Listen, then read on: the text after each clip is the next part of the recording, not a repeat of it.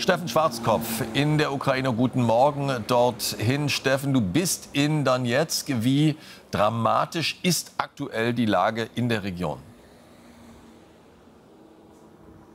Also ich möchte ganz kurz beschreiben, wo wir hier sind. Wir sind jetzt an der Grenze von Donezk. Hier ist die Region Donezk hinter uns und auf dieser Seite die Region Dnipro bereits. Wie weit sind die russischen Truppen von hier, von der Region Dnipro inzwischen entfernt?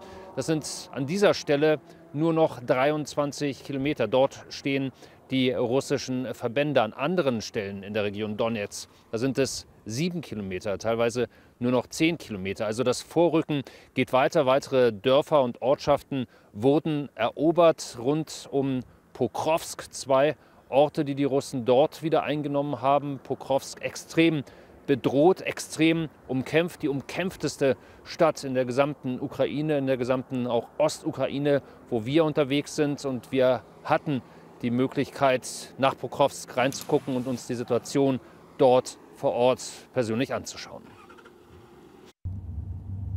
Es gibt nur noch eine Straße, über die Pokrovsk erreichbar ist. Wir fahren in eine Stadt, die konstant unter Beschuss steht. Rauchschwaden steigen wenige Kilometer entfernt auf. Der Einschlag, vermutlich durch eine Rakete, kann nicht lange her sein. Kurze Zeit später sehen wir, was getroffen wurde. Ein Markt mit Geschäften im südlichen Teil der Stadt. Wir legen nach wenigen Augenblicken vor Ort den Rückwärtsgang ein. Die Gefahr weiterer Einschläge ist zu groß. Die Straßen hier sind menschenleer. Von ehemals 60.000 Einwohnern sollen jetzt noch rund 7.000 in der Stadt sein. Noch liegt Pokrovsk längst nicht komplett in Trümmern, doch die russische Taktik ist klar. Massiv die Stadt unter Feuer nehmen und gleichzeitig einkesseln. Pokrovsk ist unter ständigem Artilleriebeschuss. Die größere Gefahr aber fast für die verbliebenen Zivilisten hier sind die Drohnen. Denn der Luftraum sozusagen, der Drohnenluftraum, ist quasi komplett unter russischer Kontrolle. Für die verbliebenen Einwohner gibt es nur wenige Möglichkeiten, sich zu versorgen. Dies ist einer der wenigen offenen Märkte. Es gibt die nötigsten Lebensmittel. An einem Stand aber sogar frisches Geflügel und Gebäck. Die 44-jährige Oksana hat seit 2,5 Jahrzehnten hier ihren Stand. Sie verdient sich weiter ihren Lebensunterhalt und ermöglicht es so, den Zivilisten überhaupt durchzuhalten.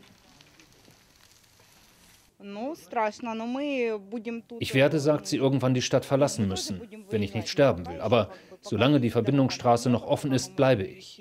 Die Leute brauchen mich. Sie bitten immer wieder darum, dass ich sie noch weiter versorge. Und ich werde das auch machen, solange es geht. Sind das Tage oder Wochen oder doch Monate? Es ist keine Frage des Willens, sondern der Realität. Die ukrainische Armee, sie wird immer weiter zurückgedrängt.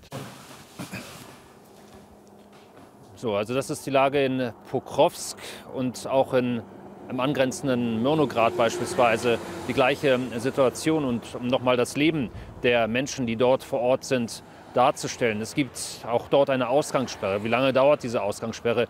20 Stunden. Ich habe mich nicht versprochen. 20 Stunden Ausgangssperre. Die Menschen dürfen ihre Häuser nur zwischen 11 Uhr vormittags und 15 Uhr nachmittags verlassen, um dann eben das Nötigste einzukaufen, weil sie ansonsten Gefahr laufen, von russischen Drohnen beispielsweise auch vor allem getroffen zu werden in diesen Zeiten.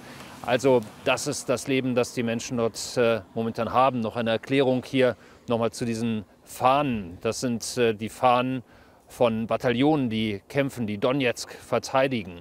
Und da ist wieder letztendlich das Wort versuchen, das richtige Wort. Diese Bataillone, die Soldaten, die wir auch unterwegs getroffen haben, die versuchen, die Region zu verteidigen. Aber das wird von Tag zu Tag schwieriger. Steffen, recht vielen Dank.